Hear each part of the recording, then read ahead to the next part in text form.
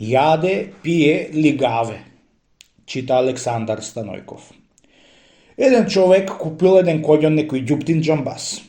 Абре, пријателе, му рекол човеко на џамбазо, јачмено дали го јаде арно коњо? Јаде, пие, лигаве, чорбаджи, кълка дар кусур нема. Ќор, сакат, текнефес, курада, ете го чорбаджи на Мегдан. Давам ти конј како рк на брзина заја го фатиш.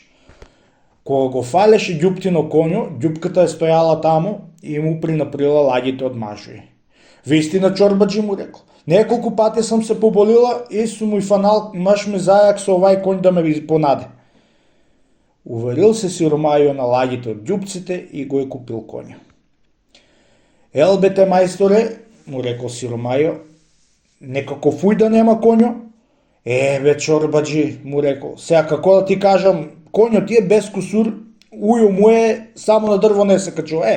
Само тај уј го има. Ами зар сум улов па ќе го качувам на дрво, му рекол човеко и си го поведел со себе. Тамам дошол до некој мост и едно наврвел на мосто, не ќал коњо да врве.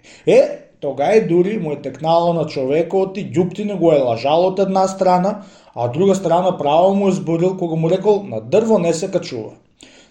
Тоа било, на дрвен мост не врве, а некако шо мислил човеко на некој дрво угоре да се качува како некој мајмун. Кога видеоти на мосто не врве, тогај се сети на зборот ѓуптино шо му речеоти само на дрво не се качувал коњо.